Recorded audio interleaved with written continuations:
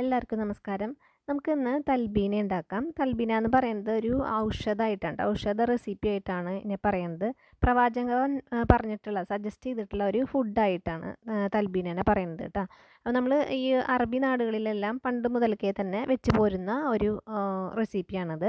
ഇത് നമുക്ക് സ്ട്രെസ്സും ഡിപ്രഷനൊക്കെ ഉള്ളവർക്ക് അത് കുറയ്ക്കാനായിട്ട് ഹെൽപ്പ് ചെയ്യുമെന്ന് പറയും. മരിച്ച് ഇരിക്കുന്ന സ്ഥലങ്ങളിലെല്ലാം മരിച്ചതിന് ശേഷം അവിടെ വെക്കുന്ന സാധാരണ പണ്ട് മുതലൊക്കെ വെച്ചിരുന്ന ഒരു ഫുഡ് ഐറ്റമാണിത്.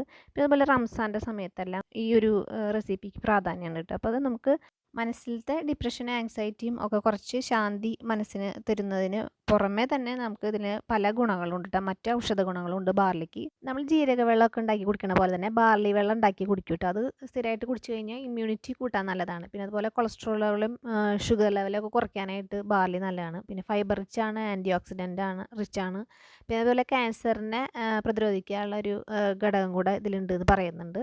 അപ്പോൾ അങ്ങനെ എല്ലാം കൊണ്ടും ഒരു റിച്ച് ആയിട്ടുള്ള ഒരു നല്ലൊരു ഔഷധ ഗുണമുള്ള ഒരു ഗ്രെയിനാണ് കേട്ടോ ബാർലി. അപ്പോൾ നമുക്ക് ഇന്നത്തെ റെസിപ്പിയിലേക്ക് കിടക്കാം. അപ്പോൾ ഞാനിവിടെ അരക്കപ്പ് ബാർലി, തോട് കളഞ്ഞിട്ടുള്ള ബാർലിയാണ് കേട്ടോ അത്.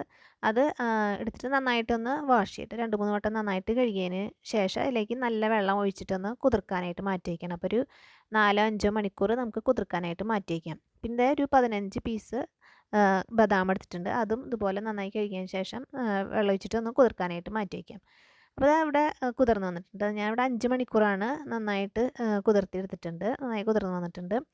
ഇനി നമുക്ക് ഇത് ബദാം ഒന്ന് നന്നായി കഴുകിയതിന് ശേഷം അതിൻ്റെ തൊലിയെല്ലാം കളഞ്ഞിട്ട് ഞാൻ ഇവിടെ മാറ്റി വെച്ചിട്ടുണ്ട് കേട്ടോ. അപ്പോൾ നമുക്ക് ഈ ബാർലി മുഴുവനോടല്ലാണ്ട് തന്നെ നമുക്ക് പൊടി മേടിക്കാൻ കിട്ടും, ബാർലി പൊടി.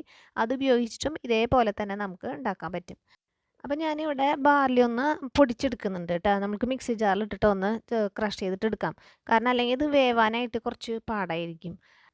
അപ്പോൾ ഇതാ മുഴുവനായിട്ട് ബാർലി നമ്മൾ ഇട്ട് കൊടുത്തിട്ടുണ്ട് ജാറിലേക്ക്. ഒപ്പം തന്നെ ബദാം ഇട്ട് കൊടുത്തിട്ടുണ്ട്, 3 കാഷ്യൂ ഇട്ട് കൊടുത്തിട്ടുണ്ട്, 3 ഡേറ്റ്സ് ഇട്ട് കൊടുത്തിട്ടുണ്ട്, ഈന്തപ്പഴം ഇട്ട് കൊടുത്തിട്ടുണ്ട്. അപ്പോൾ ഇതെല്ലാം കൂടിയിട്ട് ഒന്ന് നമുക്ക് ക്രഷ് ചെയ്തിട്ട് എടുക്കാം. അപ്പോൾ വെള്ളം ഒഴിച്ചിട്ട് ക്രഷ് ചെയ്തോളൂ. അപ്പോൾ എനിക്ക് പറ്റിയൊരു അബദ്ധമാണ് ഞാൻ പറയണത്. ഞാൻ അത് ആദ്യമായിട്ടാണ് ഉണ്ടാക്കിയത്. അപ്പോൾ എനിക്ക് ഇത് ഇങ്ങനെ ക്രഷ് ചെയ്തിട്ട് പാലിലേക്ക് നമ്മളിത് ചേർത്ത് കൊടുക്കും, മിക്സാക്കി കൊടുക്കുമ്പോൾ എനിക്ക് ഭയങ്കരമായിട്ട് ബുദ്ധിമുട്ടായി തോന്നി ഇതൊന്ന് ഉടച്ചെടുക്കാൻ വേണ്ടിയിട്ട്. കാരണം ചൂടായി കഴിഞ്ഞാൽ കട്ടിയായി പോവും. അപ്പോൾ നിങ്ങൾ ഒഴിക്കുമ്പോൾ ഒന്ന് ശ്രദ്ധിച്ചോളൂ. വെള്ളം ഒഴിച്ചിട്ട് ഒന്ന് ലൂസാക്കിയിട്ട് അരച്ചെടുത്തോളൂ. പിന്നെ ഒരു പാനിലേക്ക് 1/2 ലിറ്റർ പാൽ ഒഴിച്ച് കൊടുത്തിട്ടുണ്ട്. 500 മില്ലി ലിറ്ററാണ് പാൽ ഒഴിച്ച് കൊടുത്തേക്കുന്നത്. അതിൻ്റെ ഒപ്പം തന്നെ അതിലേക്ക് 200 മില്ലി ലിറ്റർ വെള്ളം കൂടെ ചേർത്തിട്ട് ഒന്ന് നന്നായിട്ട് തിളപ്പിച്ചെടുക്കുക. പാലൊന്ന് നന്നായിട്ട് തിളപ്പിച്ചെടുത്താൽ മതിയാവും. ഞാൻ അവിടെ പരന്ന പാനായ കാരണം പാട കെട്ടാണ്ടിരിക്കാൻ വേണ്ടിയിട്ട് ഒന്ന് ഇളക്കിയിട്ടാണ് പാല് കാച്ചിയെടുത്തത്. അപ്പോൾ ഇതിലേക്ക് നമ്മൾ മധുരം ചേർക്കുന്നുണ്ട്. മധുരം ചേർക്കാതെ നമുക്ക് ഉണ്ടാക്കാം കേട്ടോ, അങ്ങനെ ഉണ്ടാക്കാം. മധുരം ചേർക്കുന്നുണ്ടെങ്കിൽ പഞ്ചസാര ചേർക്കരുത്. പഞ്ചസാര എന്തിനോട് ചേർത്താലും അതിൻ്റെ ഔഷധ ഗുണമെല്ലാം നമുക്ക് നഷ്ടപ്പെടും. അപ്പോൾ ആ പാലെല്ലാം നന്നായിട്ട് തിളച്ച് വന്നിട്ടുണ്ട് കേട്ടോ. അപ്പോൾ ഇനി ഫ്ലെയിം ലോ ആക്കിയിട്ട് നമ്മൾ അരച്ച് വെച്ചിരിക്കുന്ന ആ മിക്സ് ഇതിലേക്ക് ഒഴിച്ച് കൊടുക്കുക. അപ്പോൾ ഞാൻ കണ്ടത് നല്ല കട്ടിയായ കാരണം എനിക്ക് ഉടച്ചെടുക്കാനായിട്ട് ഭയങ്കരമായിട്ട് ബുദ്ധിമുട്ടേണ്ടി വന്നു. അപ്പോൾ ഇത്തിരി ലൂസാക്കിയിട്ട് തന്നെ നിങ്ങൾ അരച്ചെടുത്തോളൂ കേട്ടോ. അതൊന്ന് പ്രത്യേകം ശ്രദ്ധിച്ചോളൂ. എന്നിട്ട് പിന്നെ നിങ്ങൾക്ക് കട്ടി കുറവാണ്, ഞാൻ ഇപ്പോൾ ഇവിടെ നല്ല തിക്കായിട്ടാണ് ഉണ്ടാക്കിയിരിക്കുന്നത്.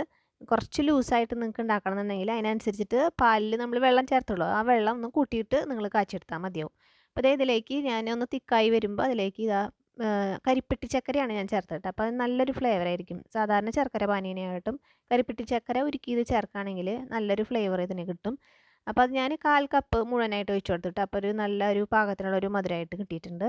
1/4 കപ്പ് എന്ന് പറയുന്നത് 4 ടേബിൾ സ്പൂണാണ് ചേർത്ത് കൊടുത്തത്. അത് നിങ്ങൾ മധുരത്തിനനുസരിച്ചിട്ട് ചേർത്തെടുത്തോളൂ. തേനാണ് ചേർക്കണമെന്നുണ്ടെങ്കിൽ മധുരത്തിന് ഇപ്പം ചേർക്കരുത്. തേൻ എപ്പോഴും ചൂടാക്കരുത്, അത് നല്ലതല്ല. അപ്പോൾ അത് തിളച്ച് നമ്മൾ അടുപ്പത്തുനിന്ന് മാറ്റിയതിന് ശേഷം തേന ഒഴിക്കണമെന്ന് വെച്ചിട്ടുണ്ടെങ്കിൽ തേന ഒഴിച്ച് കൊടുത്താൽ മതി. അപ്പോൾ ഞാൻ അവിടെ ബെല്ലായത് കൊണ്ട് ഒഴിച്ച് കൊടുത്തു. അപ്പോൾ അതേ നന്നായിട്ട് കുറുക്കി എടുക്കണം കേട്ടോ. പാല് ഒഴിച്ചിട്ട് ബാലിയെല്ലാം നന്നായിട്ട് വെന്ത് വരണം. അപ്പോൾ നന്നായിട്ട് ഇതുപോലെ ഒന്ന് കുറുക്കി നന്നായി വേവിച്ചെടുക്കുക. അപ്പോൾ അതേ റെഡി ആയിട്ടുണ്ട്. നമുക്ക് സെർവ് ചെയ്യാം. ഇതിൻ്റെ മുകളിൽ കുറച്ച് കാഷ്യും ബദാമും കൂടി ഇട്ട് കൊടുത്തിട്ടുണ്ട്. കുറച്ചും കൂടെ ഡേറ്റ് സിറപ്പ് വേണമെങ്കിൽ അത് ഒഴിച്ച് കൊടുക്കാം കേട്ടോ അതിൻ്റെ മുകളിൽ.